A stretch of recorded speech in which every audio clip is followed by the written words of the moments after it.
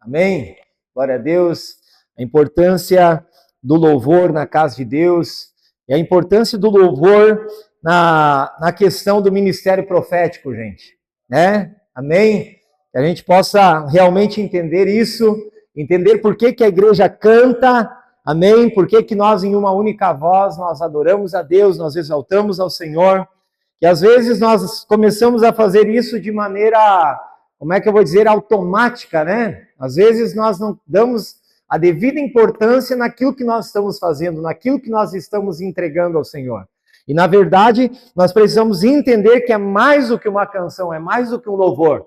Existe um espírito que habita em meio aos louvores. A palavra de Deus diz que em meio aos louvores do seu povo, Deus habita. Amém? Mas não é no meio de qualquer louvor, não é no meio de qualquer forma de adoração. Porque nós sabemos, né, nós passamos agora por um período que nós chamamos aqui no Brasil de carnaval, a festa da carne, a festa das orgias, dos pactos, e nós vimos que nesses dias, através da música, é invocado um espírito, para que possa trabalhar na nossa nação.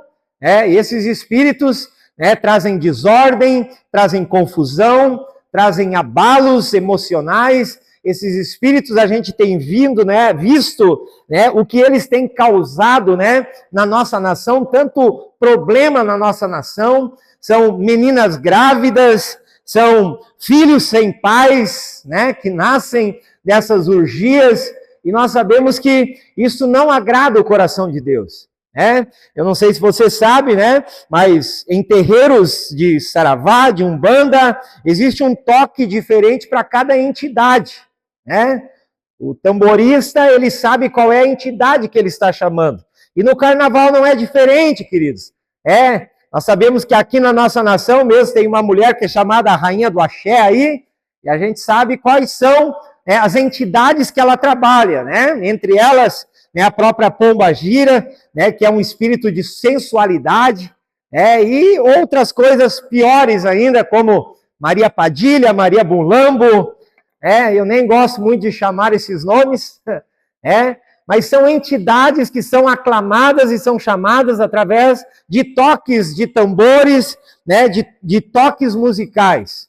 E sabemos, gente, que o reino das trevas, ele não é criativo. O reino da treva, ele é copiativo. Diga comigo, o reino das trevas não é criativo. O reino das trevas é copiativo. Eu não sei se você sabe, mas Satanás, ele esteve na glória com o Senhor e ele pôde ver a forma de governo de Deus entre as entidades ali, serafins, querubins, então toda vamos dizer assim, a hierarquia celestial.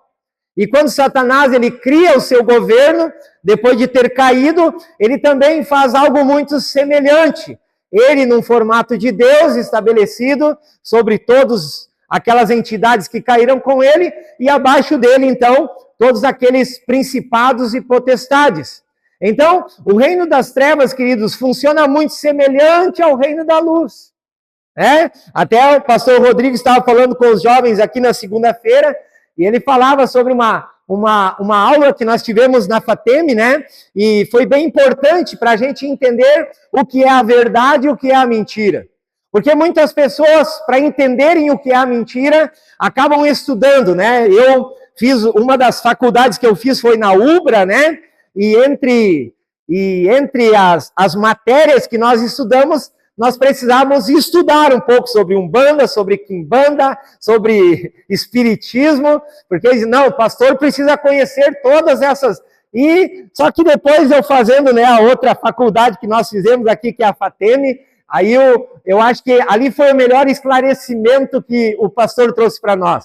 Ele falou que ele esteve na Receita Federal dos Estados Unidos, e eles estavam ali, no aeroporto, conferindo as notas de dólar. E aí, então, aquele pastor perguntou ali para os agentes, né? Nossa, vocês devem estudar muito, né, as notas falsas para vocês conseguirem entender o que é uma nota falsa e o que é uma nota verdadeira. E eles falaram, não, nós não perdemos tempo com as notas falsas, nós conhecemos bem a verdadeira.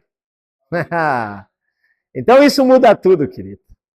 Eu não preciso conhecer o reino das trevas, eu preciso conhecer o reino da luz. Amém? E aquilo que não é o do reino da luz é trevas. Aleluia! Então isso é muito importante, gente, para nós entendermos. Mas nós vamos ver a música, né? Os tangedores trabalhando em toda a Escritura Sagrada.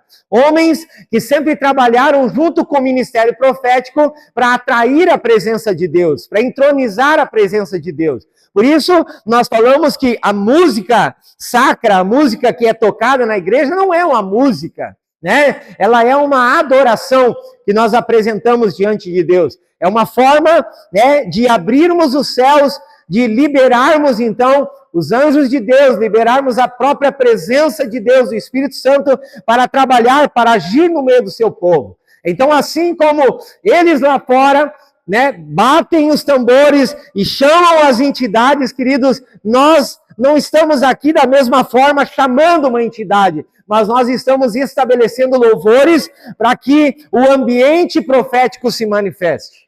Aleluia! Nós vamos ver então aqui um texto bíblico para nós basearmos o nosso estudo da palavra de Deus, 2 Reis, capítulo 3, versículo 14. Eu gosto muito desse texto, a gente fala bastante desse texto aqui sobre o milagre dos poços, mas eu gostaria de chamar a atenção essa noite para outro detalhe, que é o detalhe do tangedor, do músico que participou desse momento.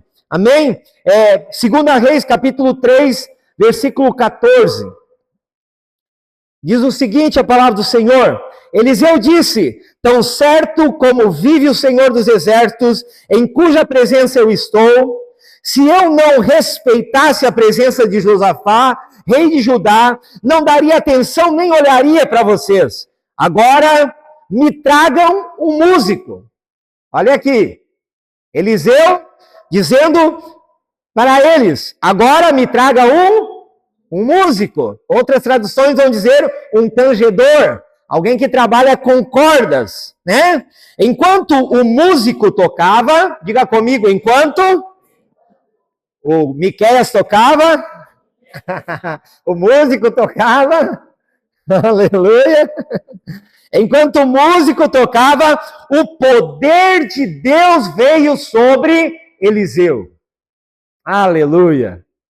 Assim diz o Senhor, né? Então aí Eliseu disse, assim diz o Senhor, façam neste vale covas e mais covas, porque assim diz o Senhor, vocês não sentirão vento, nem verão chuva, nem mas este vale se encherá de águas, e vocês beberão, bem como o seu gado, seus animais, mas isto ainda é pouco. Aos olhos do Senhor, ele também entregará Moabe nas suas mãos. Vocês conquistarão todas as cidades fortificadas, todas as cidades principais, cortarão todas as árvores frutíferas, taparão todas as fontes de árvore e danificarão com pedra todos os campos de cultivo.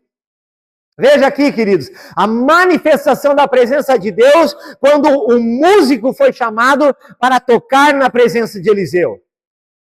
Por isso nós não podemos pensar, queridos, que o ministério de louvor é menor do que o ministério da palavra. O grande problema hoje é que nós não entendemos ou nós escolhemos de qualquer maneira quais são as canções que serão tocadas. Sabe, nós aqui como igreja, nós somos muito chatos com isso. Aleluia! Aqui nós não cantamos para amaciar ego de ninguém. Aqui nós cantamos para exaltar o nome do Senhor. Aqui nós cantamos a vitória da cruz. Aqui nós cantamos o quanto Ele é grande, o quanto Ele é poderoso. Nós exaltamos o Senhor, porque nós entendemos, gente, que a música não é para o homem. A música é para atrair a presença de Deus. Aleluia! Aleluia! Nós não viemos aqui para cantar para você. Você é um espelho que reflete. Não. Nós viemos aqui para cantar e exaltar aquele que é digno. Amém? Declarar que Ele é santo. Porque é sobre a santidade dele que se manifesta a sua glória. Amém? Por isso, queridos, nós precisamos entender isso. Veio então a palavra do Senhor, ele chama o músico começa a tanger a sua harpa, começa aqui a adorar a Deus, e então logo a palavra profética vem para Eliseu, e Eliseu libera uma palavra vinda do céu, e tudo aquilo que Eliseu liberou naquele dia aconteceu. E mais do que isso, queridos, a própria música, ela também desbarata os nossos inimigos. A música tem o poder, né, de fazer que o próprio inimigo entre em confusão. Se você continuar lendo esse texto, você vai ver que no outro dia, agora os exércitos de Moabe, eles chegaram até onde estava ali, então o pessoal ali, o exército de Israel, estavam ali.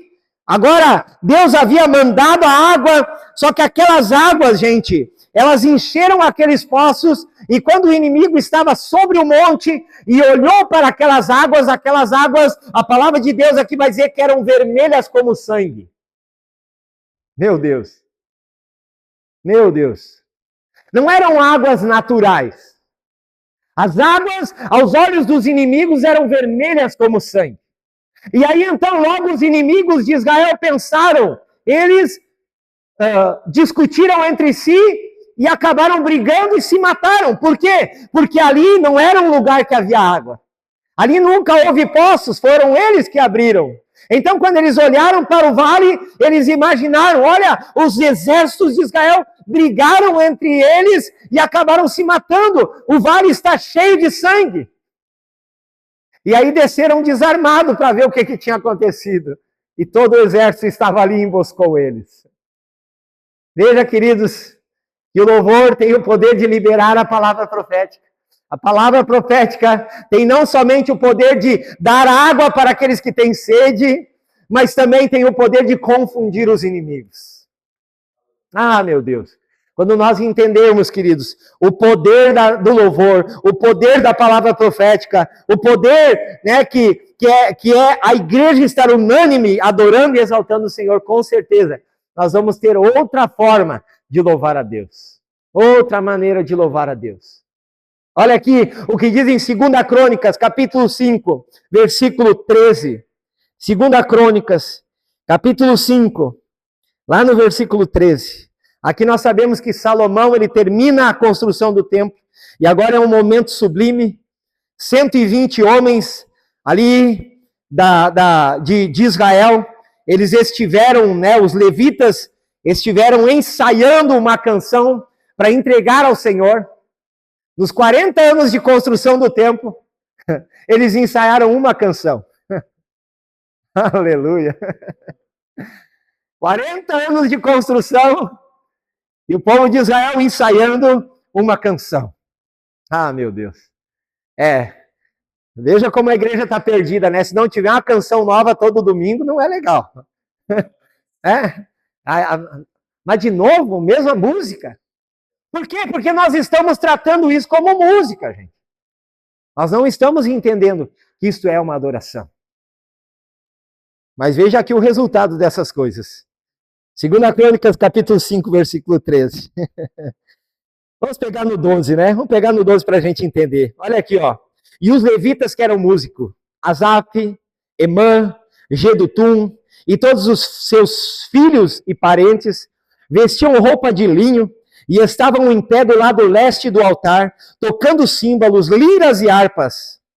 120 sacerdotes tocavam trombetas e acompanhavam.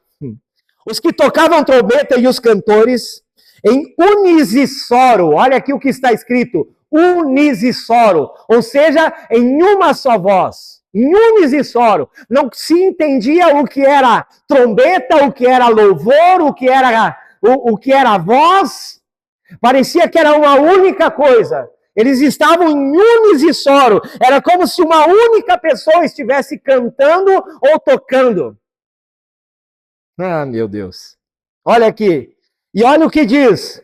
Louvaram e engrandeceram ao Senhor, acompanhados de trombetas, símbolos e outros instrumentos, levantaram as vozes e louvaram ao Senhor com estas palavras. Olha que grande que era esse louvor.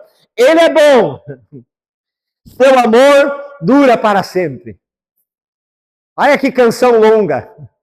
Ele é bom e o seu amor dura para sempre. Olha o resultado desta pequena canção. Neste momento, uma densa nuvem encheu o templo do Senhor. Com isso, os sacerdotes não puderam dar continuidade aos serviços, pois a presença gloriosa do Senhor encheu o templo de Deus. Meu Deus! Sabe? Nós já passamos por isso. Nós tivemos um avivamento na cidade de Getúlio Vargas, e várias vezes o pastor Joaquim jogava o microfone porque não dava mais para pregar. Não dava mais. Nós passamos por isso algumas vezes. Começávamos a cantar, desplugava os instrumentos, daqui a pouco era músico no chão, era todo mundo rendido diante de Deus, e aí não tinha mais pregação, não tinha mais o que pregar. A glória do Senhor invadia o lugar. Era uma presença tão forte, queridos. Mas eu não gosto de viver de contemplações antigas, amém? Eu creio que é tempo de nós começarmos a nos render. É tempo de nós começarmos a nos entregar mais ao louvor. É tempo de nós, e eu glorifico a Deus, queridos, porque domingo aqui, né? Domingo, às vezes nós estamos aqui, a banda para e o povo ali está cantando tão alto que está cobrindo a banda, queridos. Isso é maravilhoso. É assim, gente. Unissono, é uma única canção, é uma canção cantada de dentro do coração. Sabe? É quando realmente nós entregamos ao Senhor tudo que somos, tudo que temos. Sabe? Paramos de olhar para os lados, paramos de olhar aquilo que está acontecendo e começamos a colocar a nossa mente, o nosso coração a Deus. A Bíblia diz, e quando a casa de Davi se levantar, aí a minha casa será chamada casa de oração. Qual era a marca da casa de Davi, queridos? Qual era a marca da casa de Davi? A marca da casa de Davi era o louvor intermitente. Você sabe que no deserto Deus estabeleceu um tabernáculo. Esse tabernáculo foi a casa de Deus por muito tempo. Mas aí chega aquele momento em que Davi, né, primeiro, ainda quando Saul era rei, eles começaram a usar a arca como um amuleto. Sabe? E o grande problema é que não foi só em Israel que isso aconteceu. Hoje nós ainda vimos algumas igrejas com aquela baita arca lá. Começaram a usar a arca, que era um símbolo da presença de Deus, como um amuleto de guerra. E aí, quando eles foram, né, contra os filisteus, a palavra de Deus vai dizer que os filhos de Eli, eles pegam a arca e levam para a batalha, achando que a presença de Deus, ou a arca da aliança, no meio da batalha, ia trazer vitória para eles. E a palavra de Deus vai dizer que eles perderam a guerra e ainda a arca do Senhor foi roubada. Mas a minha pergunta, sempre quando eu leio esse texto, será que roubaram a arca? Ou será que Deus pegou uma carona porque já estava cheio daquilo? Sabe? Deus pegou uma carona com os filisteus, queridos. Eu não sei se você sabe, mas no Antigo Testamento, qualquer homem que não fosse da tribo de Levi, que não fosse filhos de Corá e que não estivessem consagrados para tocar na arca, morriam fulminados quando tocavam.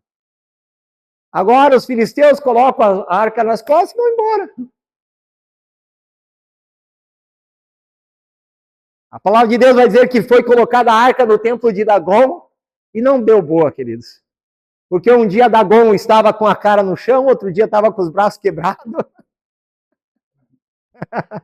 Porque até Dagon precisou se inclinar diante da presença de Deus. Mas o dado é, queridos, que depois que Davi, eu quero chegar no ponto-chave, depois que Davi agora sim se tornou rei de Israel, agora Saul já estava morto, era um novo tempo. Davi então pergunta, aonde foi parar a arca? E aí então falaram que estava numa determinada casa. Eu agora me falhou a memória aqui. E aí então Davi disse, nós precisamos trazer a arca de volta. Glória a Deus. Glória a Deus. Porque, como eu falei lá nos filisteus, não deu boa. Além de Dagon quebrar os braços, depois começou a dar peste de ratos, aí depois começou a vir úlceras sobre eles, e aí então eles devolveram a arca. Não, nós não queremos mais ficar com isso aqui. Colocaram em cima de uma carroça nova, e os próprios profetas ali dos filisteus tiveram, o próprio Deus usou eles, e eles disseram, olha, nós precisamos colocar a arca numa carroça nova, vamos pegar uma vaca, que esteja amamentando, colocamos ali para puxar a carroça, e se ela abandonar o bezerro, o terneiro, É terneiro? Se ela abandonar o terneiro, e ela se for com a arca, é porque Deus está levando ela. Uma vaca, queridos, quando dá cria, não abandona o terneiro. Mas aqui ela abandonou. E aí, então, a arca vai parar lá nesta casa, Na época, oi? De Abinadab?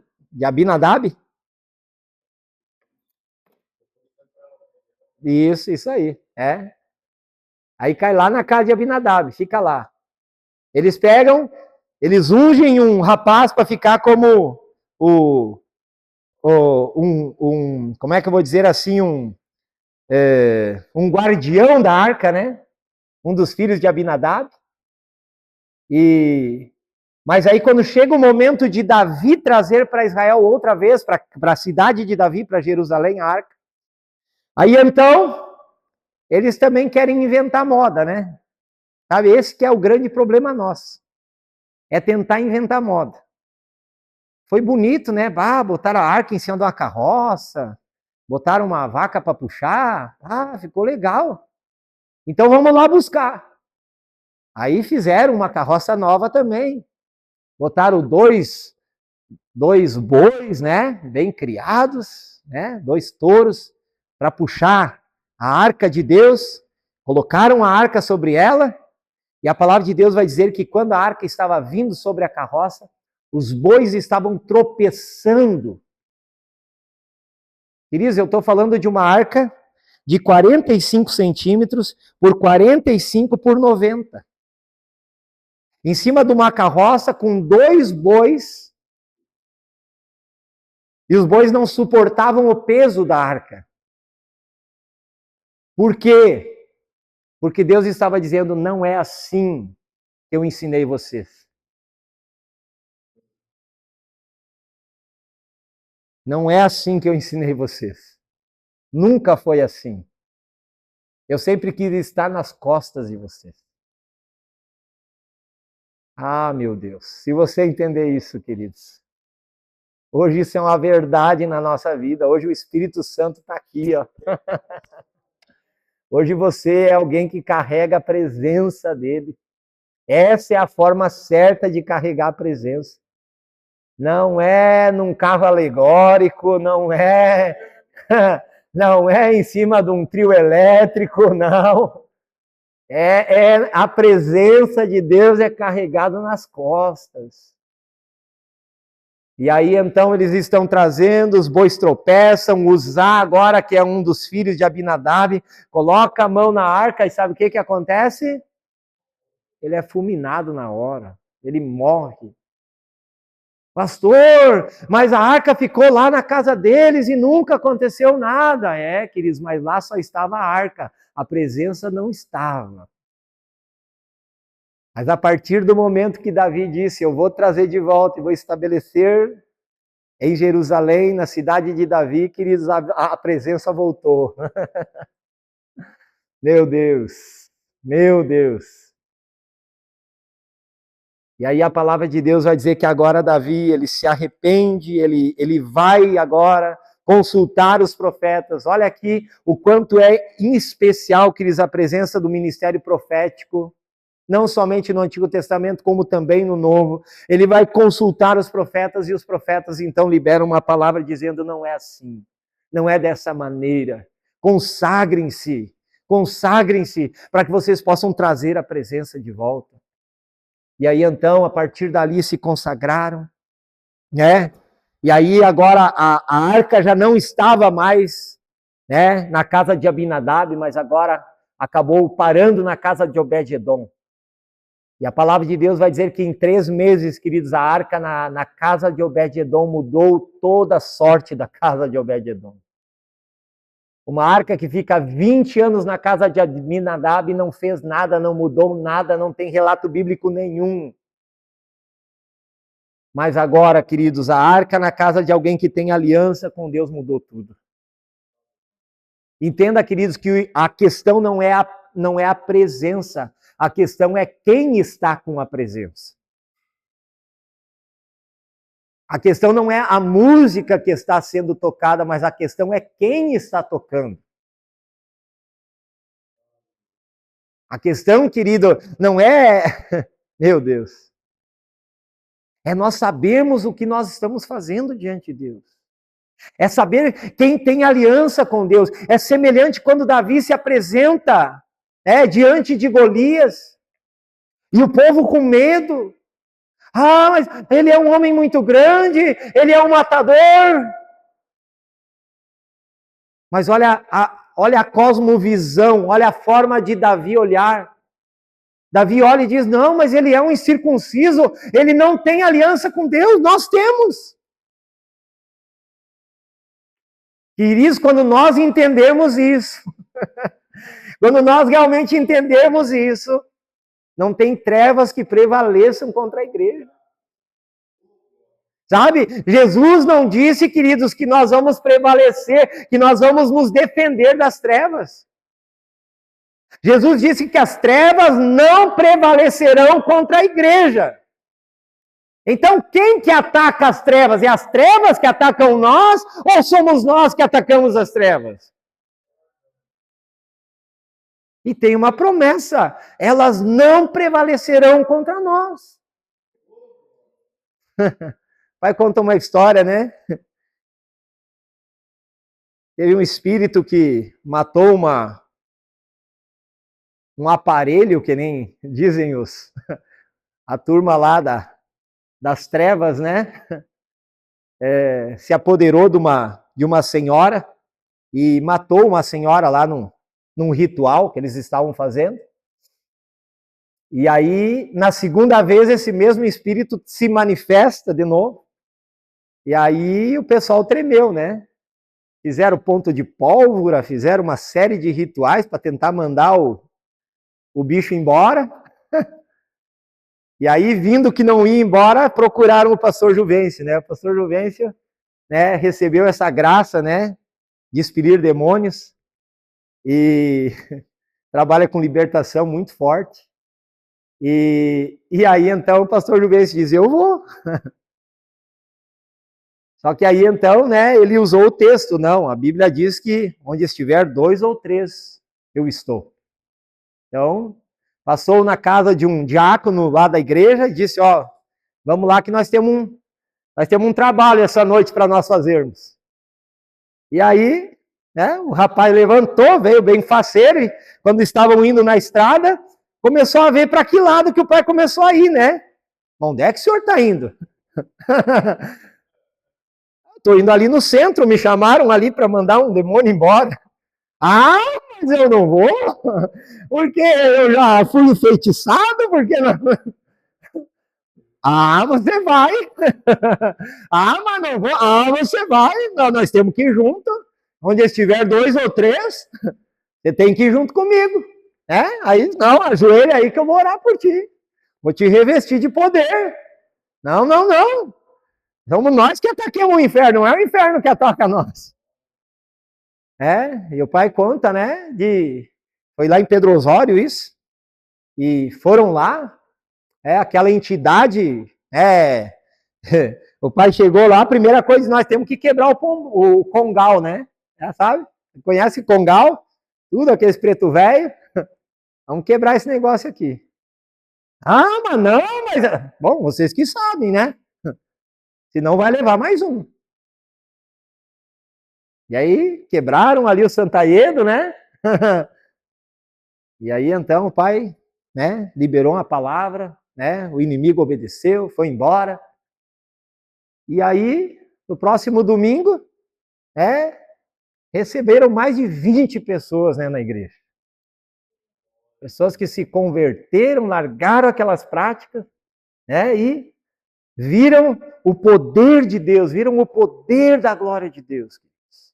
Amém? Alguém que carrega a presença de Deus tem o poder de destronar o inimigo. O inimigo estava ali, estava ferindo as pessoas.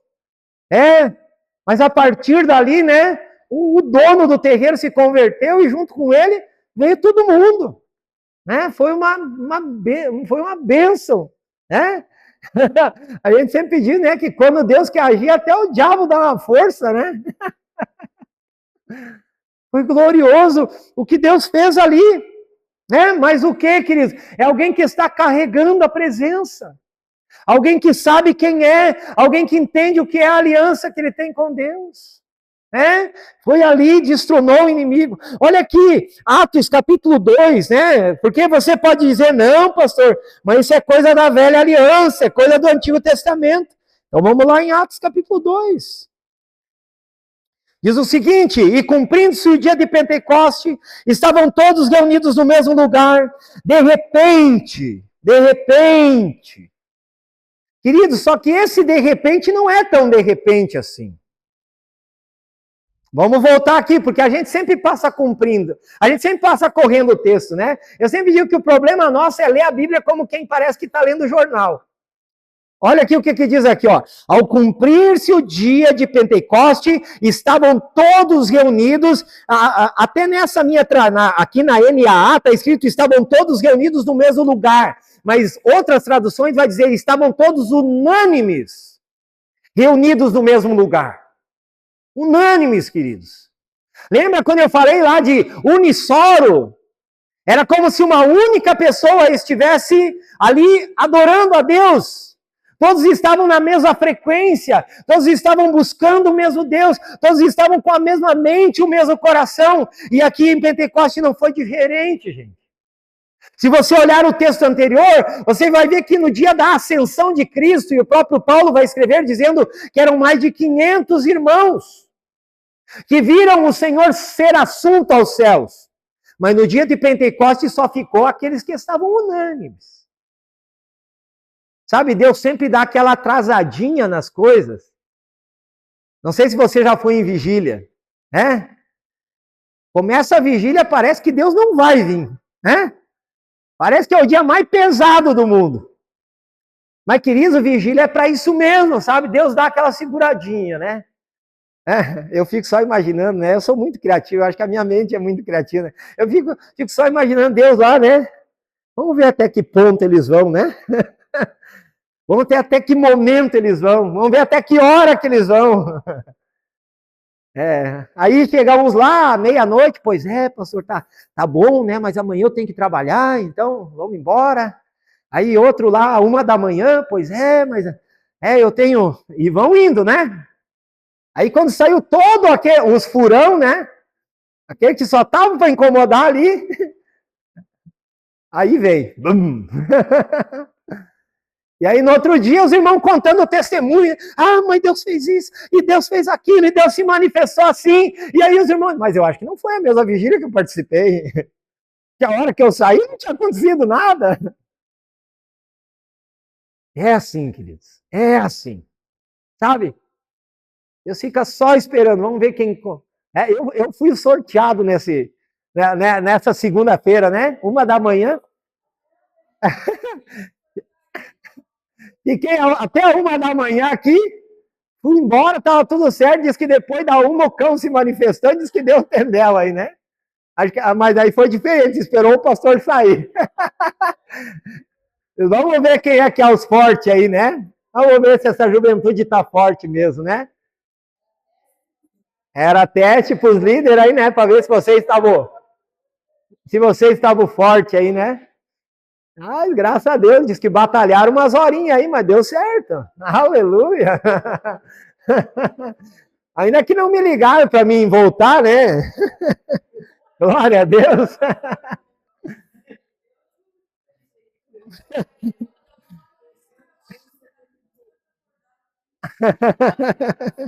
Aleluia!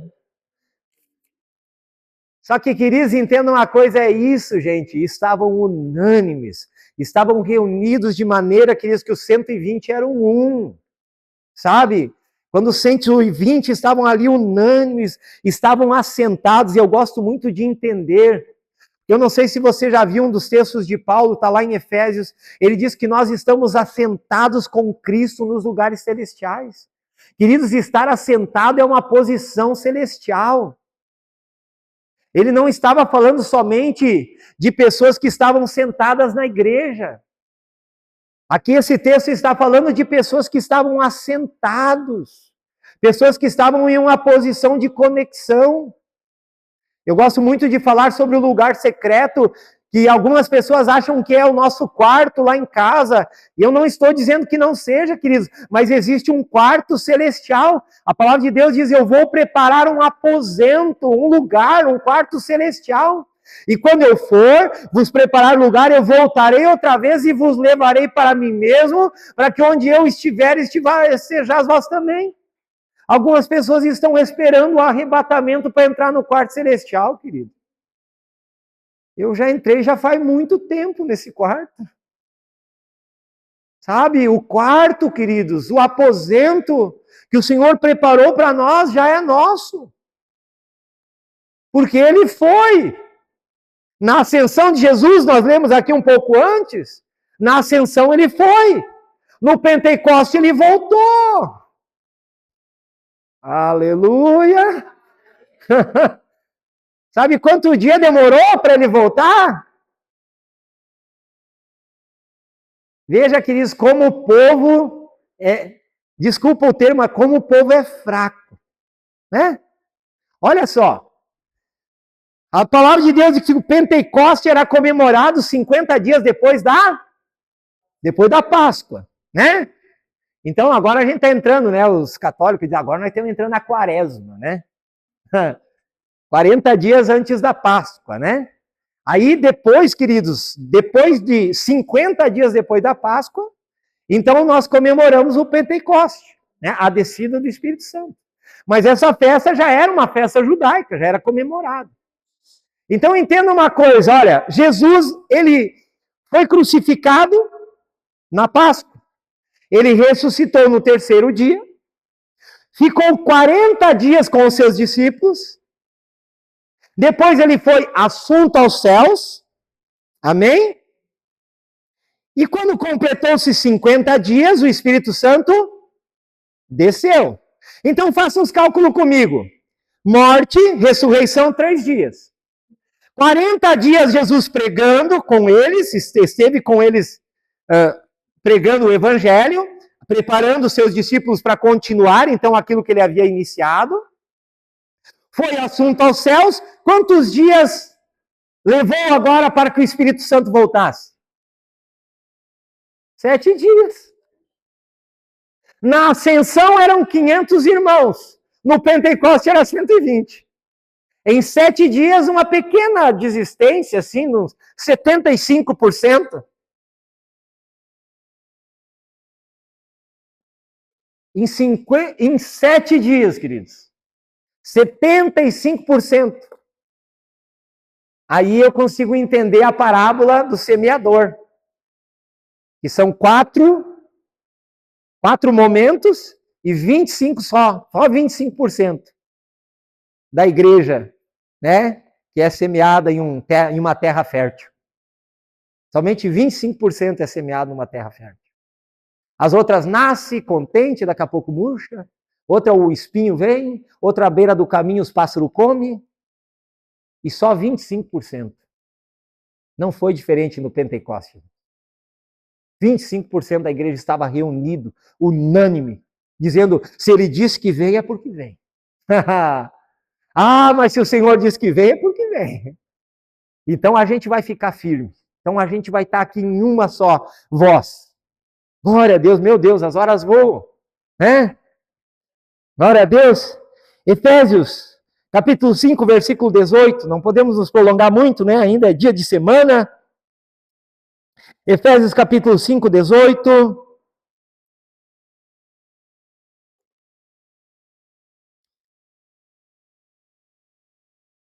Olha o que diz a palavra de Deus.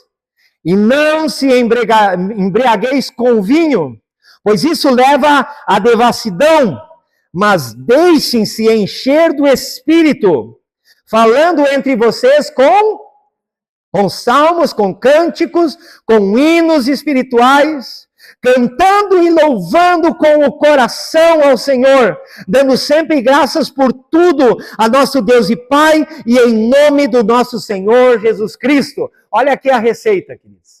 Olha aqui a receita se você quer viver o Pentecoste na terra. Olha aqui a receita se você quer viver a presença de Deus. Não se embriagueis com o vinho, pois isso leva à devassidão, mas deixe-se encher com o Espírito Santo. E de que maneira que nos enchemos com o Espírito Santo? Falando entre vocês com salmos, hinos e cânticos espirituais, cantando e louvando com o coração ao Senhor. Meu Deus!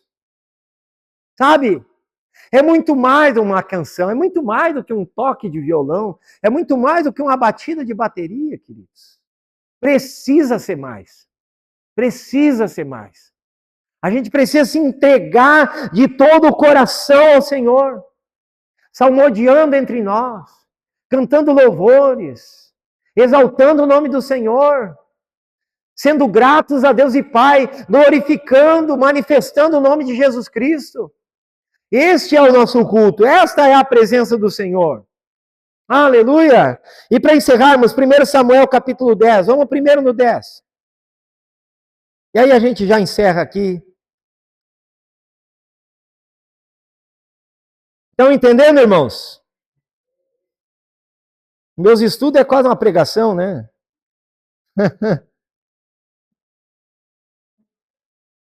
Olha aqui.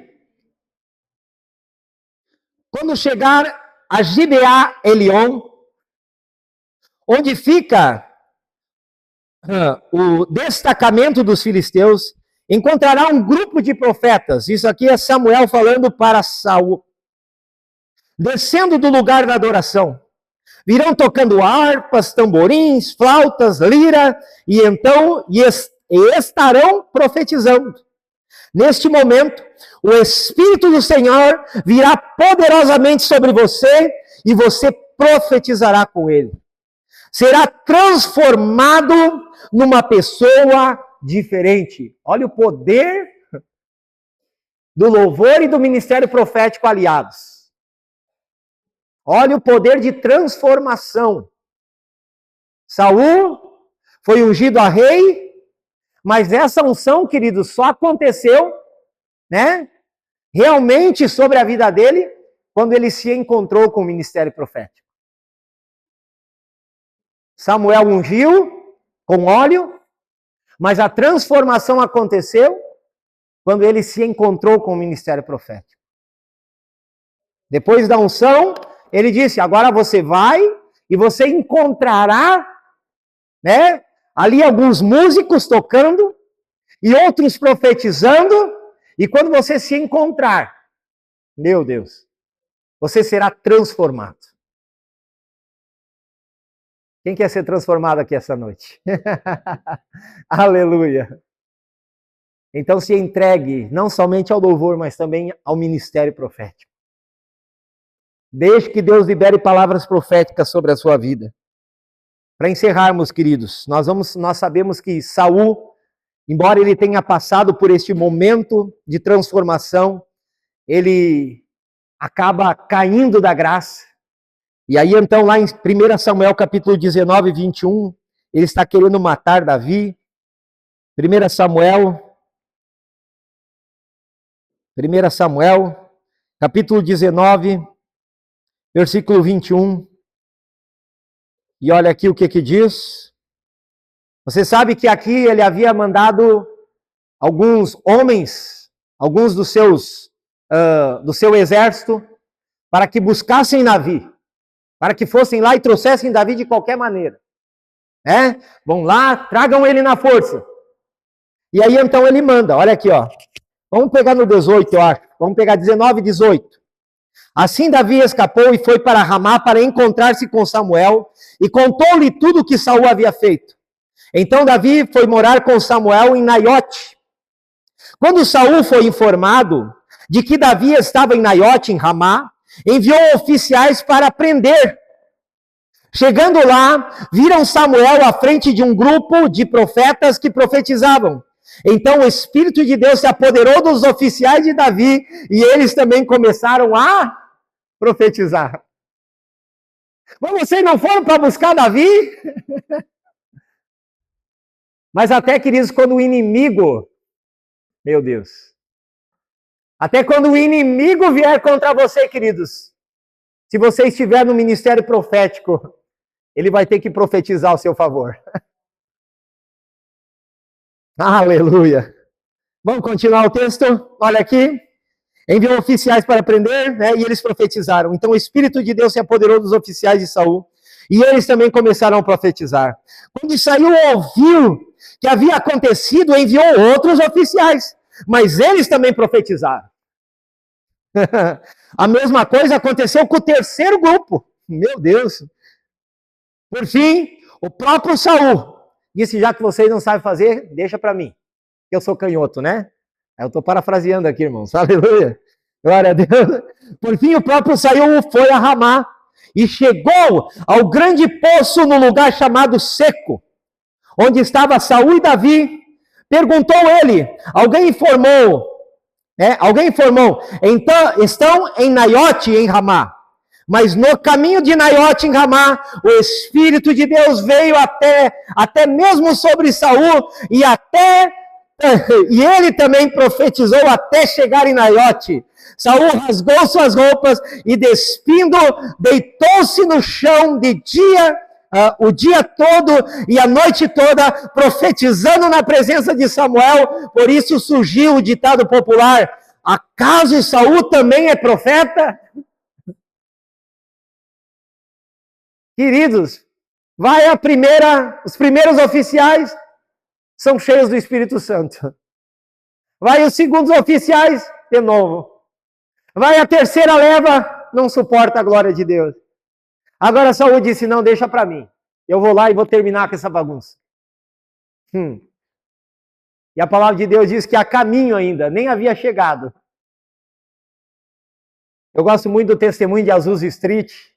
Não sei se vocês já tiveram, já ouviram.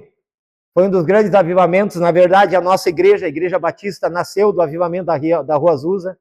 Os nossos missionários suecos foram até lá e foram cheios do Espírito Santo. A nossa igreja sempre foi uma igreja tradicional até ali. Você conhece uma igreja tradicional? É triste, irmãos. É bem triste. Uma hora, todo mundo fica quietinho. É quase que é mais sei lá, né? O que é? Mas a igreja tradicional é assim, gente. E nós respeitamos. Mas aí os abençoados, uns missionários nossos, resolveram ir até Azusa Street.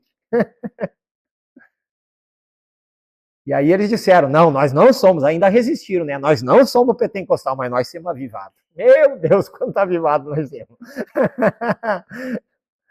Não receberam o título de pentecostais, mas voltaram avivados. Se você conhece o testemunho de Azusa Street, pastor Simon, né? Na maioria das vezes não conseguia pregar. As pessoas não conseguiam entrar dentro do templo. Pessoas estavam 2 quadras de entrarem no templo na fila, esperando entrar, e já eram curadas na estrada. Esse foi o avivamento há um pouco mais de 100 anos atrás.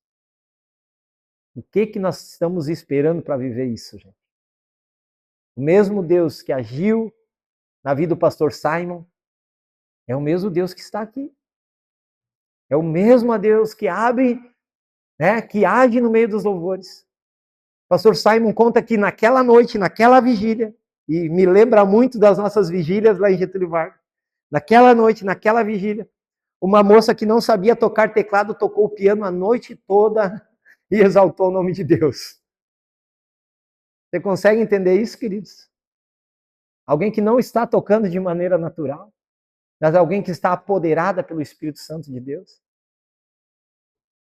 Começou na casa daquela menina, não coube mais, e aí precisou então ir sim para esse endereço que era na Azusa Street, um antigo teatro. E a glória de Deus foi tremenda, poderosa, gloriosa. E nós podemos viver isso. Nós podemos viver isso, queridos. Mas isso só acontece quando nós temos o desejo que isso aconteça. Pastor ali de Balneário Camboriú, pastor Medina, ele diz que nós precisamos atrair a presença.